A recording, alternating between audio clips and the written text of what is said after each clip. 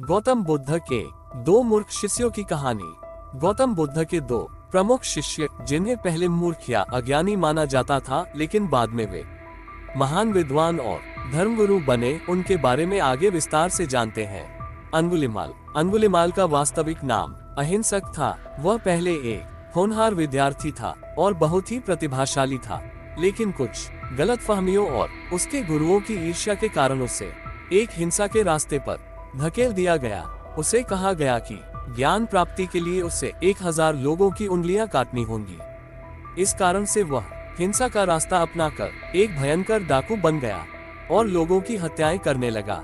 वह अपने शिकारों की उंगलियां काटकर एक माला बनाता था, इसलिए उसे अंगुलिमाल कहा जाने लगा। अंगुलिमाल ने अपने जीवन में सैकड़ों हत्याएं की और वह इतना भयावह था कि लोगों में उसका नाम सुनते ही भय पैदा हो जाता था।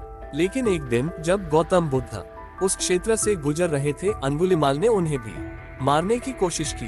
बुद्ध ने शांतिपूर्वक उसका सामना किया और उसके हृदय में करुणा और अहिंसा की भावना उत्पन्न की। बुद्ध के उपदेशों को सुनने के बाद अंगुलिमाल ने अपनी हिंसक प्रवृत्तियों को त्याग दिया और एक भिक्षु के रूप में बुद्ध की शरण में आ गया।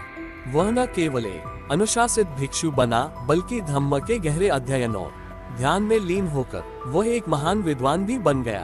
अंगुलिमाल का जीवन इस बात का प्रतीक है कि कितनी भी बुरी परिस्थितियों में कोई व्यक्ति फंसा हो, बुद्ध की शिक्षाओं के जरिए वह मोक्ष और ज्ञान की ओर बढ़ सकता है। अंततः अंगुलिमाल ने कई लोगों की जानें बचाई और अपने पिछले कर्मों का प्रायश्चित किया। उसकी कहानी आज भी मानवता, करुणा और क्षमा का प्रतीक मानी जाती है। सुमन का जन्म एक बेहद गरीब और निम्न जाति के परिवार में हुआ था। उनका जीवन बहुत ही कठिनाइयों से भरा था और उन्हें समाज में अत्यधिक तिरस्कार और उपेक्षा का सामना करना पड़ा। सुमन एक साधारण सफाई कर्मी थी और समाज के लोग उसे अछूत मानते थे, जिसके कारण वह सार्वजनिक स्थानों पर जाने से भी बचती थी। एक दिन जब गौतम बुद्ध अपने शिष्यों के साथ जा रहे थे, सुमन ने उन्हें देखा। वह बुद्ध की शिक्षाओं और उनके करुणा भाव से प्रभावित हुआ। उसने बुद्ध से भिक्षु बनने की इच्छा जताई और बुद्ध ने उसे बिना किसी भेदभाव के अपने संघ में स्थान दिया।